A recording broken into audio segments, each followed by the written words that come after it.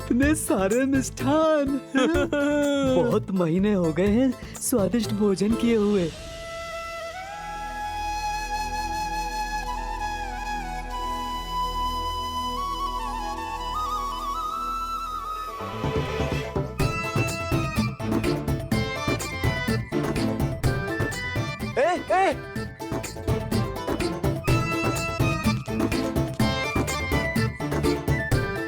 रुको रुको, ये वानर क्या कर रहे हैं?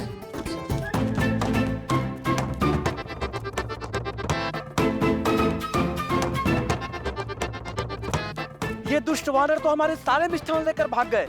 अब हम प्रजा में प्रसाद कैसे वितरित करेंगे? डांडियों को कोई तो रोको। प्रभु, अयोध्या और इसकी प्रजा पर आपका अधिकार है और हमारा अधिकार है आपका स्वागत करना।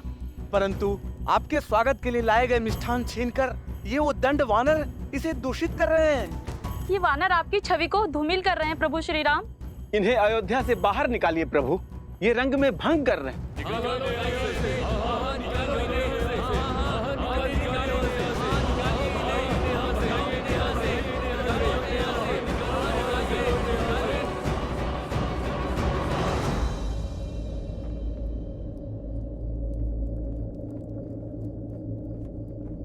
चलो।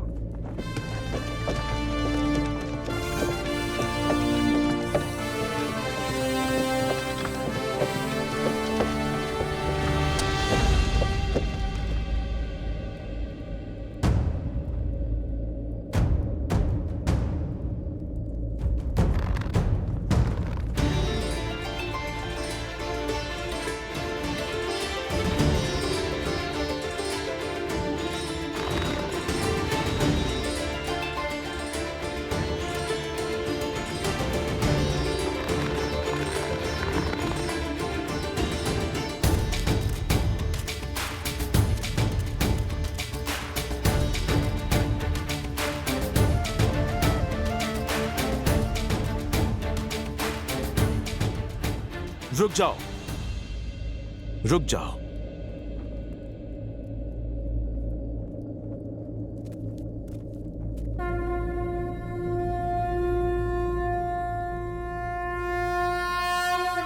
जय श्री राम।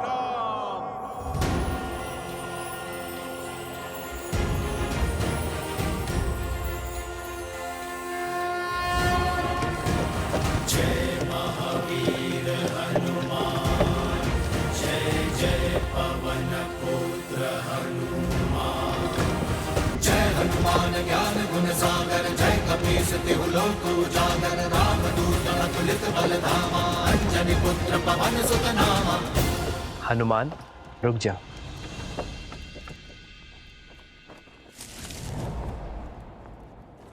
ये केवल सामान्य वानर नहीं है, ये मेरा परिवार है, मेरे रक्षक है। ये वो शस्त्र है जिन्होंने मुझे बाहुबल दिया। ये वो कवच है जिन्होंने युद्ध में मेरी रक्षा की। 1 वर्ष भूखे प्यासे रहे, युद्ध में मेरी सहायता की। मेरे लिए इन्होंने अनेकों यातनाएं सही। मेरे वानर वीर सीता से मिलन का सेतु बने, धर्मरथ के चक्र बने और रघुकुल कभी उपकार नहीं भूलता। यदि आज मेरे वानर वीरों के लिए अयोध्या में स्थान नहीं, तो मेरे लिए भी स्थान नहीं।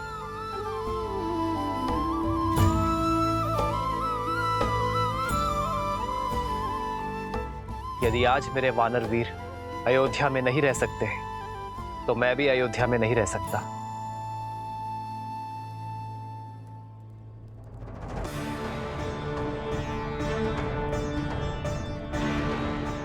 यदि मेरे वानर वीर आपको स्वीकार नहीं, तो मैं भी आपका उपहार स्वीकार नहीं कर सकता। मेरे वानर वीरों का अनादर रघुनंदन का अनादर है, रघुकुल का अनादर है।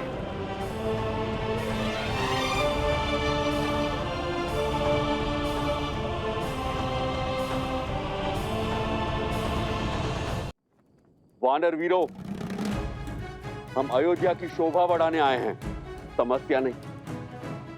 अयोध्या वासियों को हमारे संसर्ग का अभ्यास नहीं है। इसलिए वानर सेना अगले आदेश तक अयोध्या की सीमा के बाहर प्रतीक्षा करेगी। यह उनके राजा का आदेश है।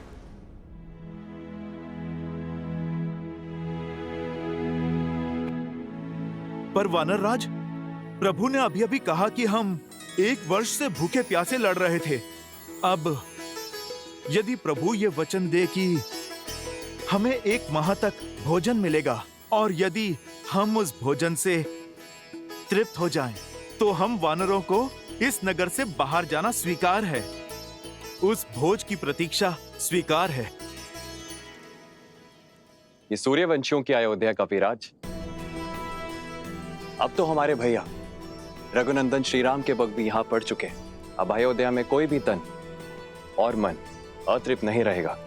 दशरथ नंदन शत्रुघ्न, आप ये आश्वासन या फिर चुनौती दे रहे हैं? अपने स्वर में मधुरता लाओ शत्रुघ्न, क्योंकि मैं कपिराज हनुमान को चुनौती देने का स्वाद चख चुका हूं।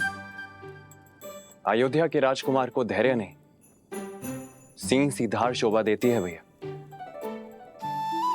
श्री राम का भाई हूं मैं, दिए शब्द पुनः कैसे लौटा सकता हूं? अब जो शब्द मुख से निकल गए, ना ही उन्हें लौटा सकता हूं, ना ही चुनौती को। स्वीकार है। भैया शत्रुघ्न, आपके हाथ थक जाएंगे भोजन लाते लाते, पर ये प्रभु श्री राम का दास तृप्त नहीं होगा। चुनौती देना शत्रुघ्न के बालपन का स्वभाव है और चुनौती लेना मेरे हनुमान का। पर यह चुनौती 2 मित्रों की है, शस्त्रों से नहीं, प्रेम के संधान से खेली जाएगी। और जब शत्रुघ्न ने चुनौती का प्रहार कर ही दिया है, तो उसे हनुमान के प्रतिवार से उसे केवल हनुमान और शत्रुघ्न की माता सीता ही बचा सकती है।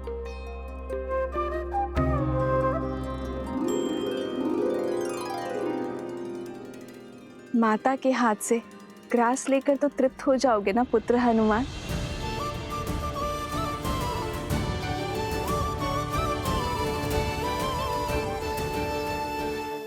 जय श्री राम।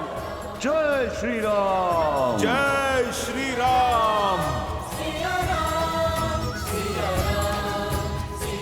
सियावर रामचंद्र की।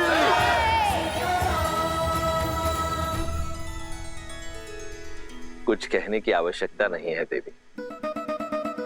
मैं भली भांति जानता हूं क्या चल रहा है आपके हृदय में। जिन श्री राम के संसार के आगमन के उत्सव में हम सम्मिलित हुए, जिनके विवाह उत्सव का हम भाग बने, उनके अयोध्या पुनरागमन के समारोह में भला हम कैसे नहीं जाएंगे। उनके अयोध्या में लौटने के इस उत्सव का साक्षी बनने से ना तो मैं वंचित रहूंगा, ना आप। तो हम चलेंगे ना पिताश्री? हाँ पुत्र, क्योंकि श्री राम आ रहे हैं। श्री राम आ रहे हैं। श्री राम आ रहे हैं। राम आ रहे हैं।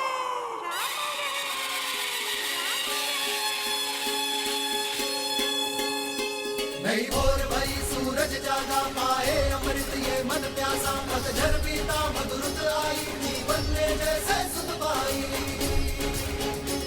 सुखी धरा पे जैसे महबर से ठंडक पाए नैना तर से महायुद्ध अयोध्या ने जीता लौटे हैं राम लखन सीता।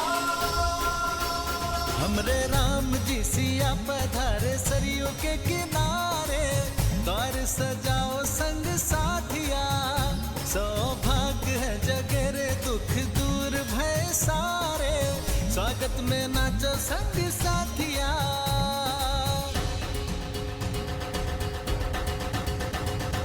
शीश काट तारा दुष्ट दशानन पाप कर आए मर्दन हो राम से है रघुवीर बने मुकेश बने है अंजन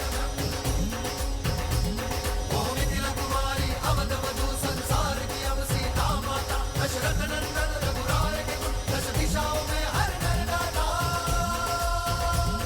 हर नर गाता। काली रात है बनी दिवाली खुशियाँ निराली दिए सजाओ मेरे साथी लल्ला राम जी सिया हमारी अखियन के तारे हम सब तारे आरती।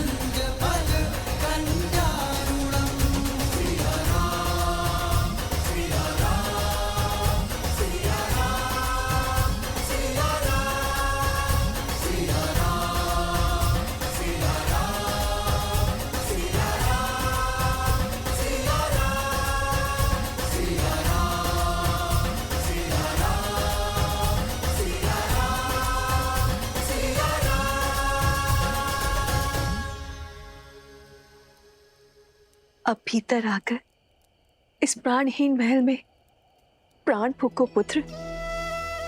सीता के साथ गृह प्रवेश करो पुत्र।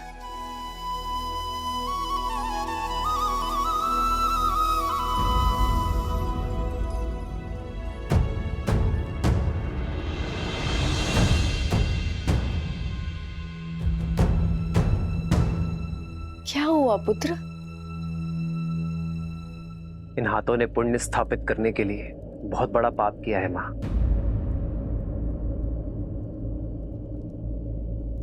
रावण का वध कर ब्रह्म हत्या के पाप से मलिन हुए। केवल आपकी आरती से ये शुद्ध नहीं होंगे मां।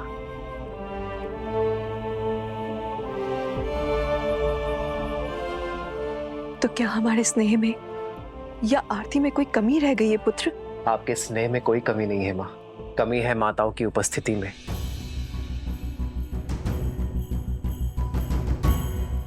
आरती करने वाली एक माता के ना होने में है।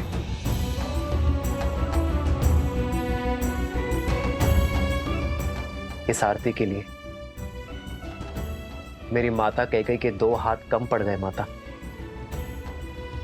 कैकेयी के दुख और लज्जा का भान नहीं है तुम्हें। कहती है फिर तुम्हें कभी मुख नहीं दिखाएगी। उसे भय है कि तुम्हारा सामना करने में वो सक्षम नहीं। उसने संदेश भिजवाया है कि वो राम से दृष्टि मिलाएगी तो वो जी नहीं पाएगी। उसकी आत्मा उसका शरीर छोड़ देगी। और तुम्हारे गृह प्रवेश में वो कोई अपशगुन नहीं चाहती। फिर तो वनवास से भी बड़ा संकट हो जाएगा मां। माता कैकेयी का ना आना अपशगुन होगा। मेरी माता कैकेयी के आशीर्वाद के बिना मैं नगर में तो प्रवेश कर गया, किंतु गृह प्रवेश नहीं कर पाऊंगा। प्रवेश नहीं कर पाऊंगा। प्रवेश नहीं कर पाऊंगा। रघुनंदन तो बन गया, किंतु रघुकुल का राजा नहीं बन पाऊंगा। राजा नहीं बन पाऊंगा। मैं अपनी माता कैकेयी के बिना घर प्रवेश नहीं करूंगा मां। प्रवेश नहीं करूंगा।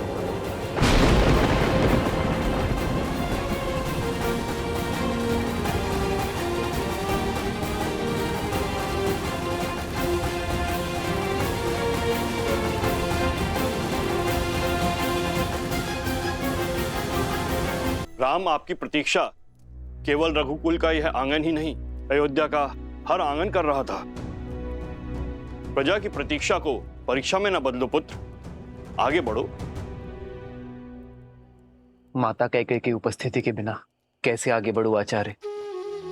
जिस माता ने बालपन से अपने हृदय में बिठाया,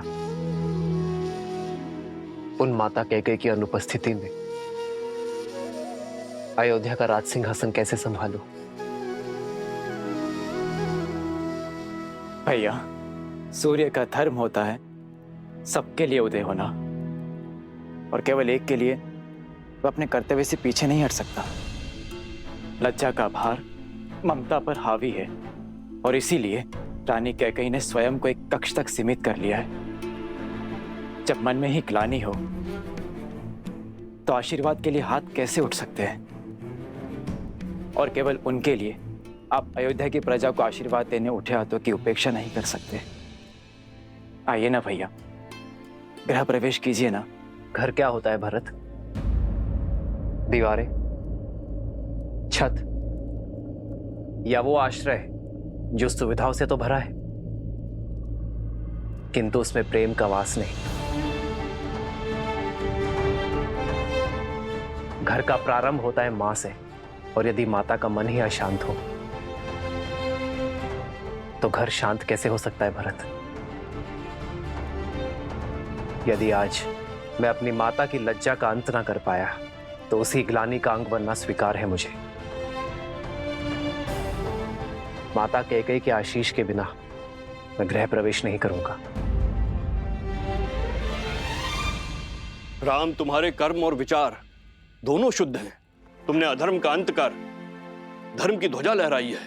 संसार का तारक स्वयं ग्लानि के सागर में कैसे डूब सकता है? किस काम के मेरे वो सुकर जो मेरे माता के मन की पीड़ा न हर सके। जो माता की पीड़ा न समेट पाया वो प्रजा का कष्ट कैसे हर पाएगा आचार्य? श्री राम उचित कह रहे हैं आचार्य। इस समय पुत्र का कर्तव्य राजा के दायित्व से बड़ा है।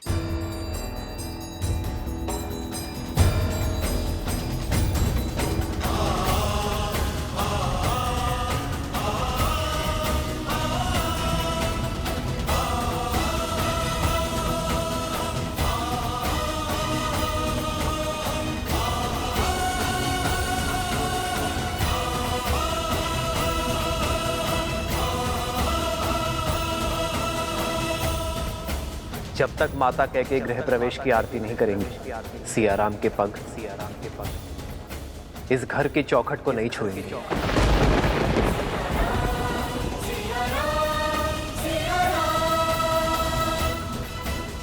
हमें महारानी कैकेयी को बुलाना ही होगा, अन्यथा सूर्यवंश, सूर्य सा तेजस्वी राम खो बैठेगा।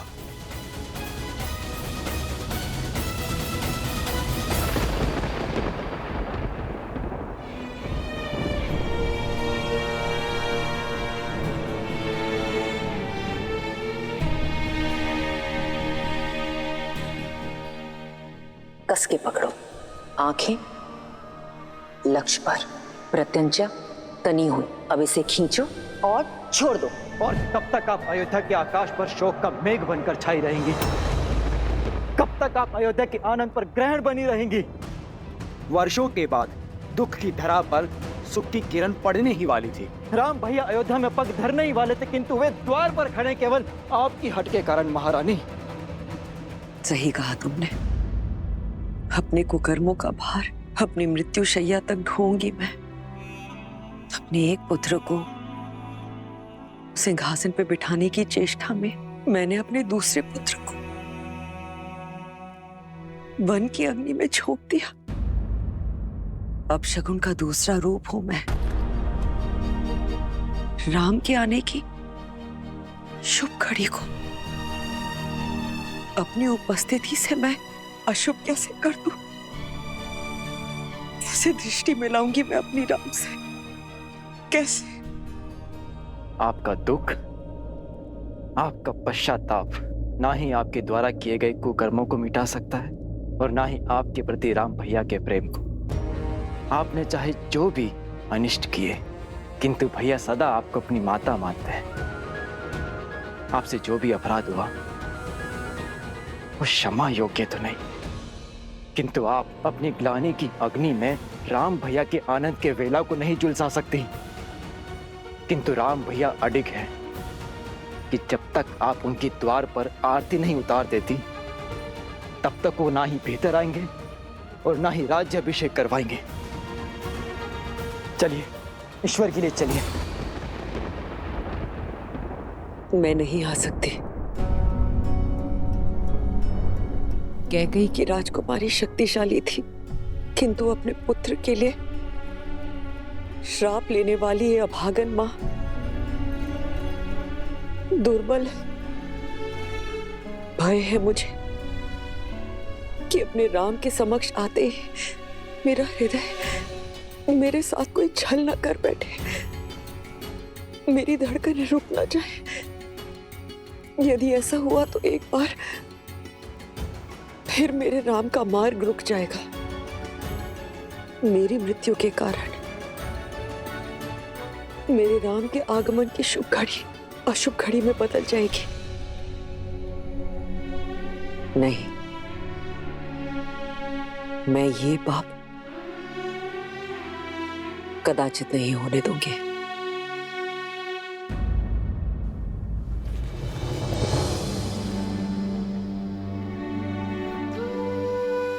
आज प्रेम के आगे ग्लानि को झुकना ही होगा।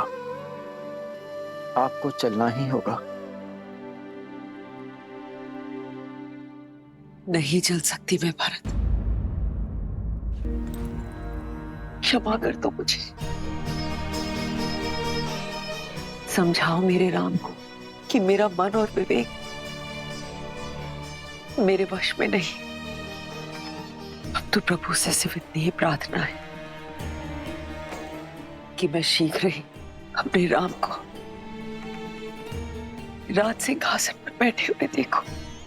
उसके पश्चात मैं निश्चित रूप से अपने प्राण त्याग सकती हूँ। उसके पश्चात मैं तुम्हारे पिताश्री से क्षमा मांगने परलोक जा सकती हूँ।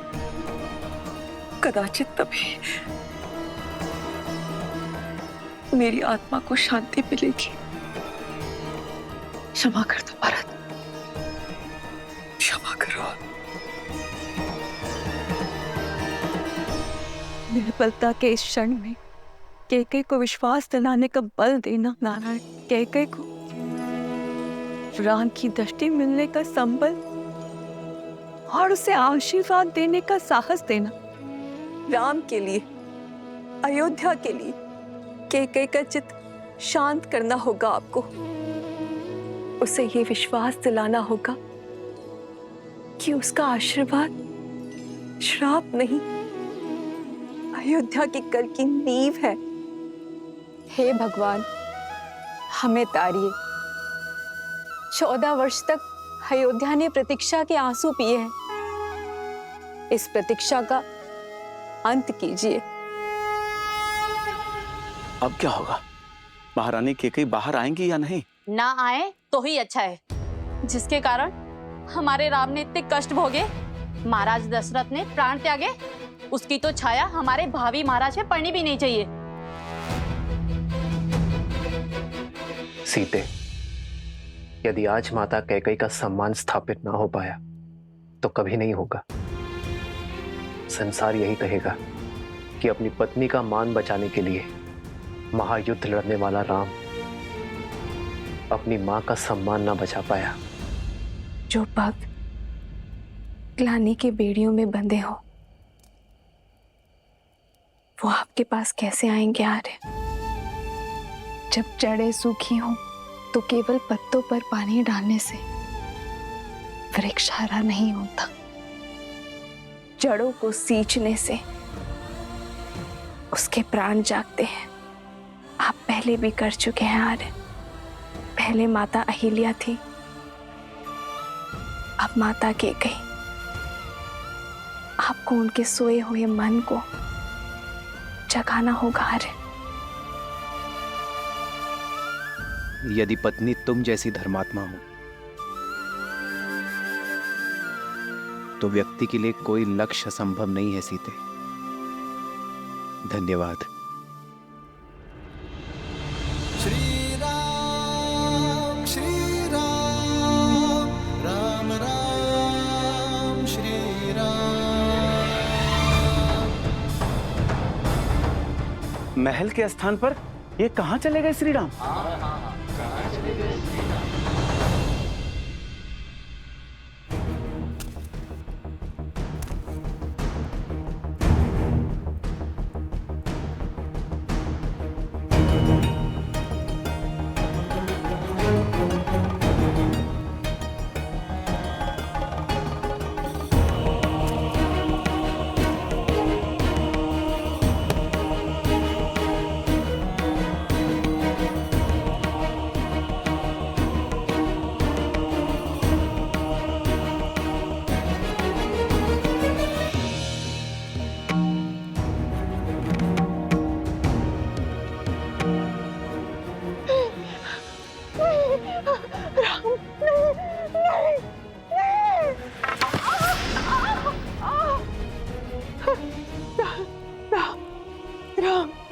क्षमा करें श्री राम, क्षमा करें। ये दुष्टा अपने सारे अपराध स्वीकार करती है। मैं आपके पग पड़ती हूँ प्रभु। मैं पहले बहुत दंड भुगत चुकी हूँ, मुझे और दंड मत दीजिए, और दंड मत दीजिए। नहीं नहीं नहीं राम, नहीं नहीं।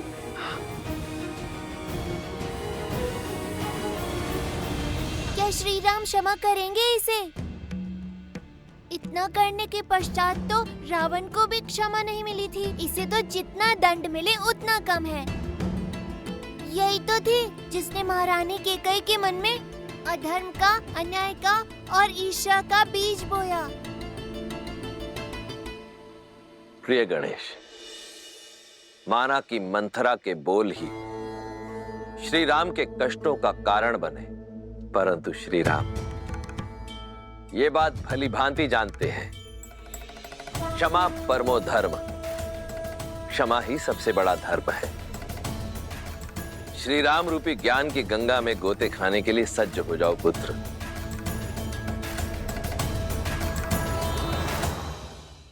आपका भय ही आपका दंड है मंत्रा।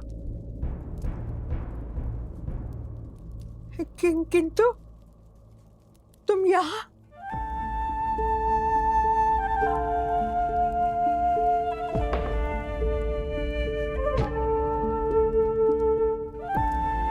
मैं आपको क्षति पहुंचाने नहीं,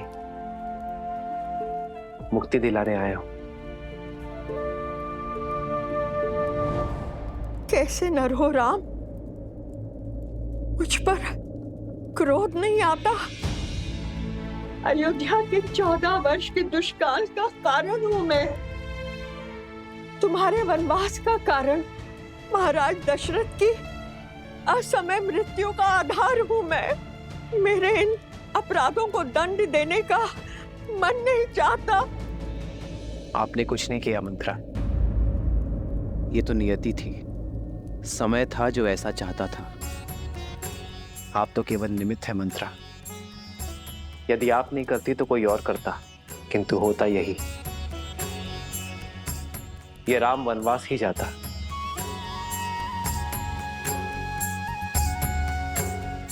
निमित्त बनने का दंड तो आप भोग चुकी हैं, अब बारी मुक्ति की है।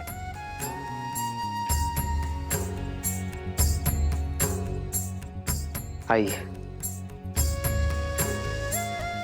आइए मंत्रा।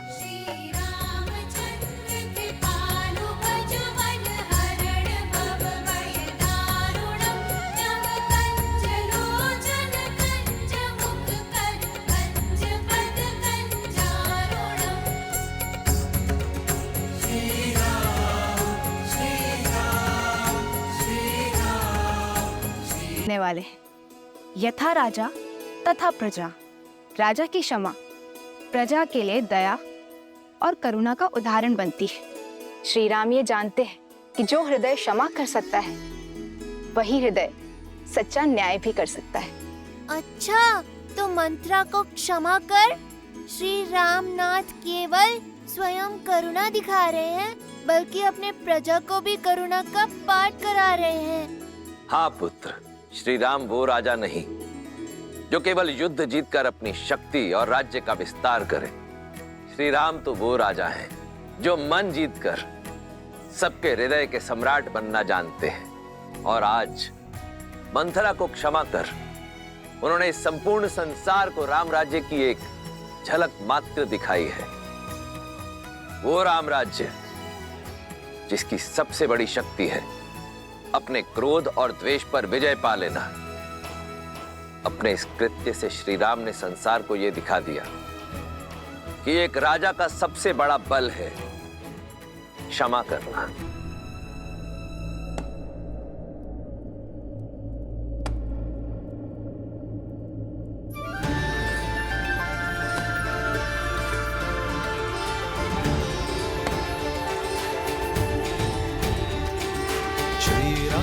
चंद्र कृपालु भजु मन हरण भव भय दारुणम नव कंज लोचन कंज मुख कर कंज पद कंजारुणम कंदर्प गणित अमित छवि नव नीला नीरज सुंदरम पट पीत मानो रुचि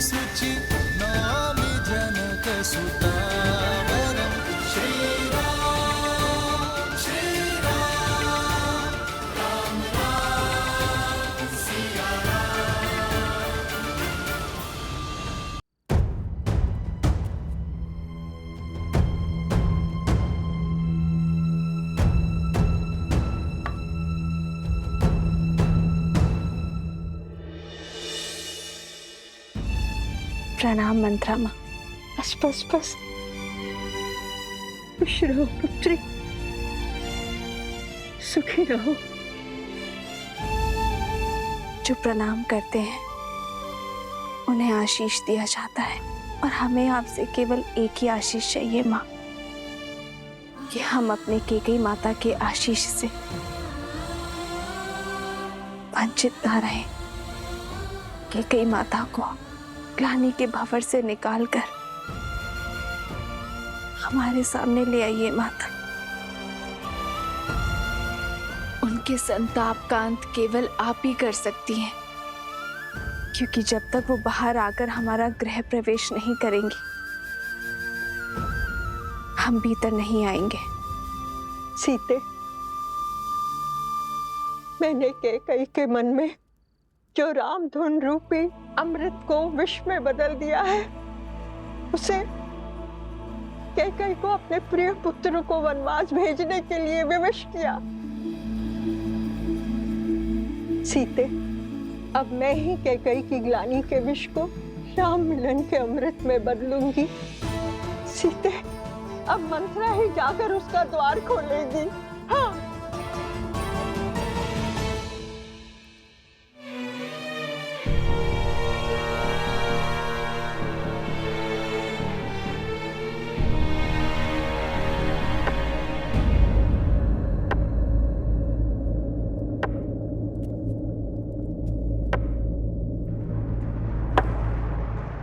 रुक जाओ।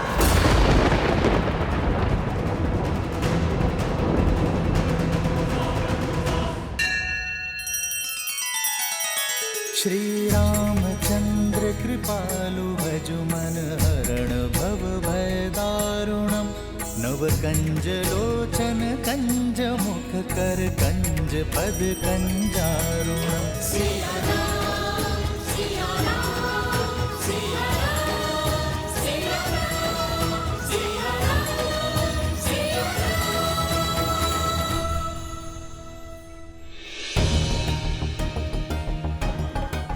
साहस कैसे हुआ मुझे अपना मुख दिखाने का? और तुम्हें मुक्त किसने किया? मेरी मति भ्रष्ट कर मुझसे इतना बड़ा अपराध कराकर अयोध्या का शीश झुकाकर तुम मेरे समक्ष शीश उठाकर खड़ी कैसे हो? कैसे खड़ी हूं? ये प्रश्न तब नहीं पूछा जब तुम्हारे बचपन से अपना घर, अपना परिवार, अपना संसार छोड़कर दिन रात केवल तुम्हें संभालने के लिए खड़ी हुई थी। कितनी अभागन हूं मैं, जिसे अपनी संतान की भांति पाला, वही मुझे अपराधन मानती है, जिसे प्रेम की छांव में रखना चाहा, उसी के क्रोध का पात्र हूं मैं। कैकई, क्या भूल थी मेरी? ना मैं अयोध्या की पुत्री, ना बहू। कैकया से आई, किंतु तुम्हारी भांति अयोध्या की ना बन पाई। यही भूल थी ना मेरी। अपने राष्ट्र का प्रभाव, उसका मान बढ़ाना चाहा, उसकी शक्ति बढ़ानी चाहिए। यही थी मेरी भूल। ये सब केवल तुम्हारे लिए किया कैकई, केवल कैकई राज के लिए किया। परंतु इस राष्ट्र प्रेम का परिणाम क्या मिला? 14 वर्ष का कारावास। भरत को गए हुए कुछ क्षण भी नहीं हुए थे कि महाराज ने राम को युवराज घोषित कर दिया। ऐसा कुछ करो कि महाराज स्वयं तुम्हारे पास आए। अयोध्या के सिंहासन पर अब राम नहीं, भरत बैठेगा। भरत बैठेगा। राम के लिए 14 वर्ष का वनवास।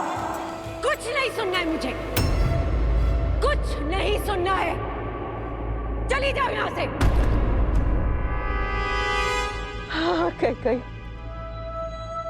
चली जाऊंगी अयोध्या से, किंतु एक चिंता साथ लेकर जाऊंगी मेरी पुत्री कैकेयी का क्या होगा?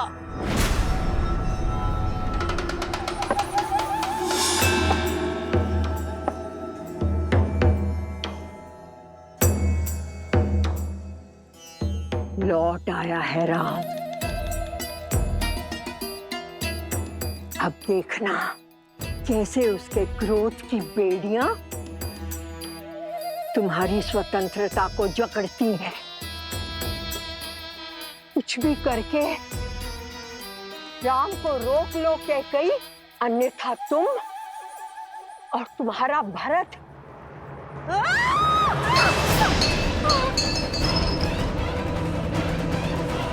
जिस पुत्र मोह और जिस संबंध के कारण तुमने मेरी स्वर्ग जैसी अयोध्या को नर्क बना दिया, आज उस संबंध को तोड़ता हूं मैं रघुकुल कुमार भरत तुम्हारा परित्याग करता हूं कैकेयी। पत्थर पर भी वर्षों तक जल पड़े तो उसका आकार बदल जाता है, किंतु तुम इतने वर्षों में भी तुम्हारे भीतर का विष कम नहीं हुआ। तुम दंड की नहीं, श्राप की अधिकारिणी हो। मेरी स्वर्ग जैसी अयोध्या पर नरक की छाया हो तुम। नहीं। मेरे घर परिवार पे जो विष के मेघ बरसाए हैं तुमने, उसके लिए आज मैं कैकेयी तुम्हें श्राप देती हूँ कि आज से तुम्हारा नाम पाप, बुराई, अधर्म और अंधकार से ही जोड़ा जाएगा।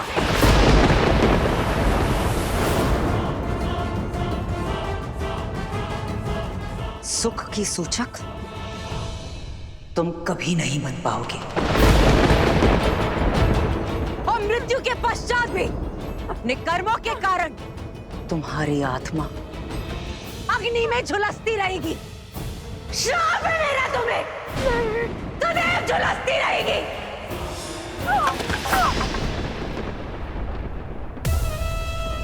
दासी हूं ना, जो स्वामी दे सर माथे पर। जाते जाते भी कैकेयी केवल तुम्हारे हित के बारे में सोचूंगी। तुम्हारा लाभ ही मेरे जीवन का उद्देश्य है। मेरी बात समझो, राम के स्वागत के लिए मत जाना, क्योंकि अगर तुम उसकी आरती नहीं उतारोगी तो वो अयोध्या में प्रवेश नहीं करेगा। उसे राजा मत बनने दो कैकेयी, क्योंकि यदि वो सिंहासन पर बैठा तो तुम्हारा अंत